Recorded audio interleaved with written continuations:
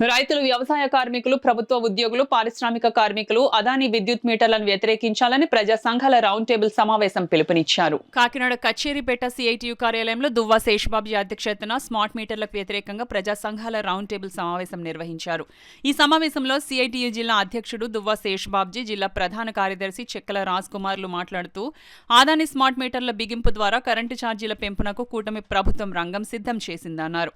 పేరుకు స్వచ్ఛందం అంటున్న ప్రభుత్వ కార్యాలయాలు వ్యాపార దుకాణాలకు నిర్బంధంగా బిగిస్తున్నారని విమర్శించారు. ఎన్నికల ముందు రాష్ట్ర ప్రజలకు ఇచ్చిన విద్యుత్ ఛార్జీల తగ్గింపు హామీకి భిన్నంగా ప్రీపెయిడ్ స్మార్ట్ మీటర్ల బిగింపును ఉపసంహరించుకోవాలని డిమాండ్ చేశారు. ప్రతి వినియోగదారుడి నుండి అదానీ స్మార్ట్ మీటర్కి 18,000 రూపాయలు దఫదఫాలుగా వసూలు చేస్తారని, అసలు మీటర్ బాగా పనిచేస్తున్నప్పుడు కొత్తగా అదానీ స్మార్ట్ మీటర్ బిగింపు దేనికని ప్రశ్నించారు. ప్రజలకు అవగాహన లేని చోట్ల బిగించిన స్మార్ట్ మీటర్ల వల్ల విద్యుత్ బిల్లులు పెరుగుతున్న అంశాన్ని గుర్తుంచుకోవాలని ప్రజలకు సూచించారు. ఎవరైనా అదానీ మీటర్ వేయించుకోమని అడిగితే వద్దని చెప్పాలని కాకినాడ ప్రజానీకానికి పిలుపునిస్తూ 27వ తేదీ వరకు మండల కేంద్రాలలో, గ్రామీణ ప్రాంతాల్లో సమావేశాలు నిర్వహించాలని, 28వ తేదీ అన్ని మండల కేంద్రాల్లో బషీర్బాగ్ కాల్పులు మరణించిన విద్యుత్ అమరవీరులకు నివాళి అర్పించాలని పిలుపునిచ్చారు. ఈ సమావేశంలో రైతు సంఘం జిల్లా ప్రధాన కార్యదర్శి పప్పు ఆదినారాయణ, ఐఎఫ్టియు జిల్లా సహాయ కార్యదర్శి గుబ్బల ఆదినారాయణ, వ్యవసాయ కార్మిక సంఘం జిల్లా అధ్యక్షులు కెఎస్ శ్రీనివాస్, రైతు కూలీ సంఘం నాయకులు వల్లూరి రాజబాబు, ఐసీసీటీయు రాష్ట్ర కన్వీనర్ గొడుగు సత్యనారాయణ, పంచాయతీ కార్మిక సంఘం నాయకులు రాఘవులు తదితరులు పాల్గొన్నారు. అందుకని స్మార్ట్ మీటర్లు బిగించాలని మేమే కాదు, తెలుగుదేశం కూడా వ్యతిరేకించింది. నారా లోకేష్ ప్రతిపక్షంలో ఉన్నప్పుడు ఈ స్మార్ట్ మీటర్లన్నీ లాక్కొని నేలకేసి బదలగొట్టమని పిలిపించాడు. ఇప్పుడేమో ఆయన ప్రతిపక్షంగా అక్కడ అధికార పక్షం అయిపోయాడు కాబట్టి బిగించే ప్రయత్నాలు చేస్తారు.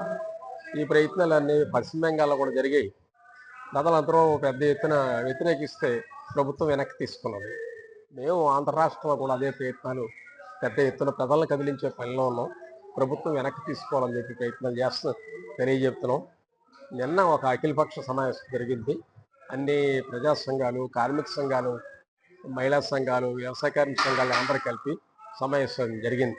మేము దీని కూటమి ప్రభుత్వం ఎన్నికల ముందు విద్యుత్ ఛార్జీలు తగ్గిస్తామని చెప్పి మేనిఫెస్టోలో పేర్కొన్నారు, హామీ ఇచ్చారు చంద్రబాబు నాయుడు.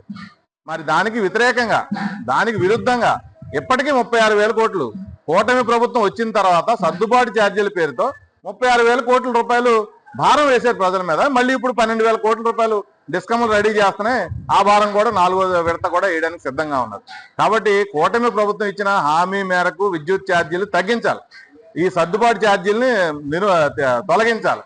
కాబట్టి అదానీ స్మార్ట్ మీటర్లో బెంగాల్ ఎలాగైతే రద్దు చేసుకుందో ఇక్కడ కూడా రద్దు చేసేటువంటి ప్రయత్నం చేయాలని చెప్పి మేము చేస్తున్నాం. ప్రజలు దానికి మీరు ప్రభుత్వాన్ని ఈ స్మార్ట్ మీటర్ మాకు వద్దు అని చెప్తే బలవంతంగా బిగించే ప్రయత్నం చేయరు.